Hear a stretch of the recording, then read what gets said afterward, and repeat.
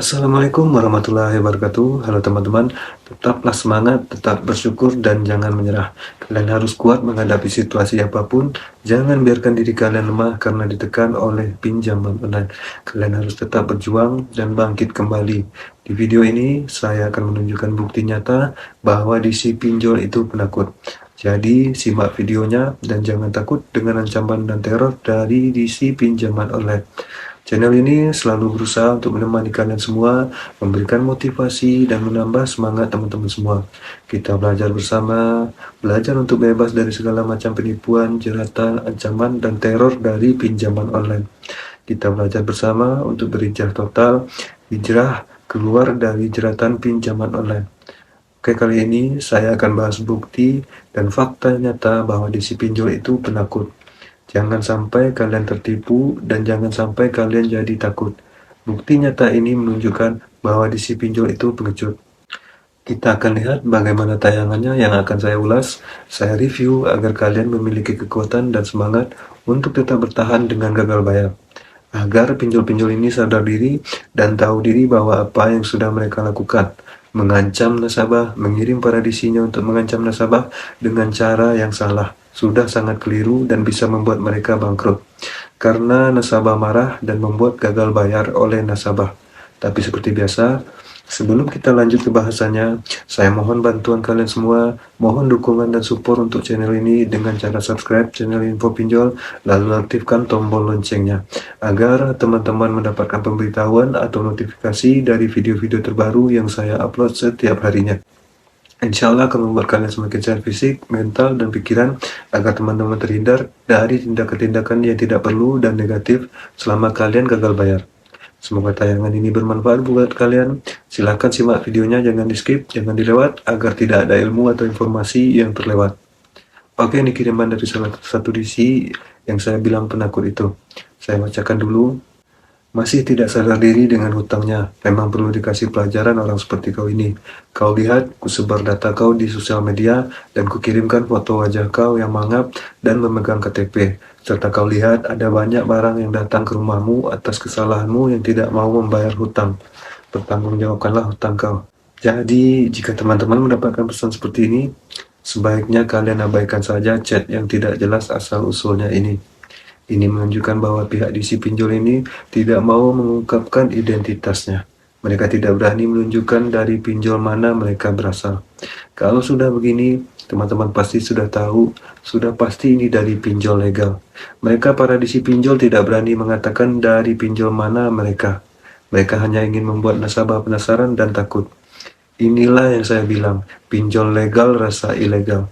Ini membuktikan bahwa mereka itu penakut. Mereka menyuruh nasabah menebak-nebak ini DC dari aplikasi yang mana, karena biasanya bukan cuma satu atau dua aplikasi yang digalbay. Kita bisa lihat bahwa DC pinjol ini selalu bersembunyi di balik aplikasi atau secara online.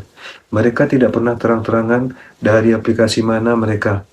Kalau begitu, buat apa kita harus menghiraukan mereka? Mereka seolah-olah misterius. Jadi siapa yang mau melayani mereka?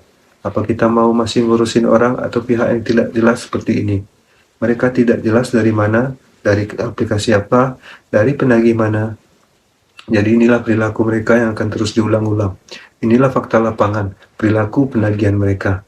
Mereka menyebarkan racun seperti ini, padahal pemerintah sudah mengumumkan bahwa semua tenaga penagih harus bersertifikat agar tidak melakukan penagihan seperti ini. Kalau sudah bersertifikat, tentu tidak akan menggunakan cara-cara seperti ini. Sebenarnya pemerintah sudah mulai bertindak, tidak peduli dari aplikasi apa, pengaduan tentang chat yang mengandung teror ancaman atau kata-kata kasar seperti ini bisa dilacak dari nomor handphonenya. Harusnya kalau memang serius dan peduli untuk melindungi nasabah dan warga negara Indonesia yang diteror seperti ini, pemerintah bisa segera menangkap mereka. Teror ini sangat parah kalau diterima oleh nasabah yang baru gagal bayar. Pasti stres dan tertekan, apalagi dicaci maki seperti ini. Sementara mereka para DC pinjol sudah terbiasa dengan hal-hal seperti ini. Mereka setiap hari menagih nasabah, berbalas chat, dan mengirim ribuan chat ke semua nasabah yang mereka tagih. Mereka sudah biasa berurusan dengan berbagai macam karakter orang.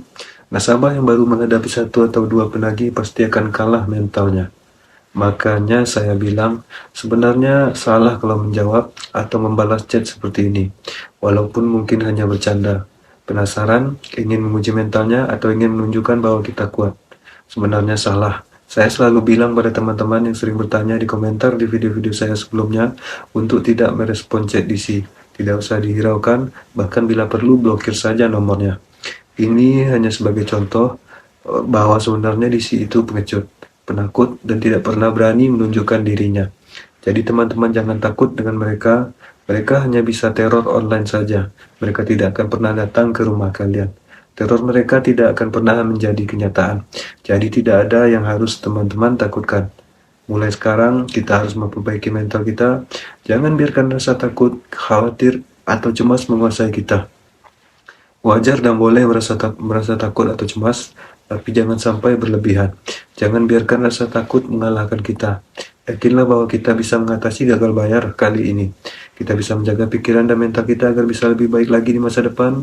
Ucapkan hal-hal positif kepada diri kita sendiri. Kita tidak perlu takut, kita tahu bahwa semua ancaman ini hanya untuk memaksa kita bayar. Mereka hanya ingin kita segera bayar. Dengan cara apapun, mereka tidak peduli dari mana kita dapat uang, yang penting kita bayar dan kirim bukti bayarnya ke mereka. Mereka kirim ke bosnya dan mereka dapat gaji. Mereka setuju untuk terus melakukan teror seperti ini ke nasabah lainnya. Dengan begitu mereka dapat gaji lagi, teror lagi, bayar lagi, gaji lagi, teman-teman. Paham kan?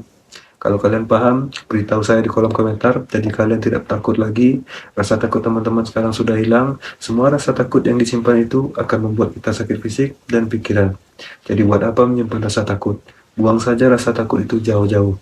Pinjol itu tidak berpengaruh dalam hidup kita. Pinjol itu hanya sekecil itu di online saja. Mereka tidak berani datang ke rumah kita. Teman-teman tidak sendirian dalam galbah ini. Banyak orang yang mengalami hal yang sama. Kalian tidak perlu merasa bersalah atau malu. Kalian tidak perlu takut dengan ancaman-ancaman yang datang dari pinjol. Kalian tidak perlu menyerah atau putus asa.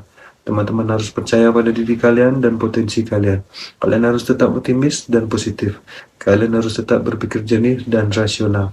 Teman-teman yang sudah tidak takut lagi dengan teror pinjaman online, silahkan berkomentar di kolom komentar. Atau teman-teman bisa sharing-sharing juga di kolom komentar.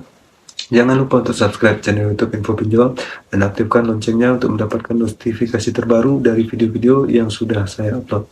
Jangan lupa juga untuk like, komen, dan share. Terima kasih. Kita bisa lihat tadi saya tampilkan betapa penakutnya di si pinjaman online. Hanya berani ngancam-ngancam online saja. Tidak berani menyebutkan identitasnya dari pinjol mana atau diutus oleh siapa.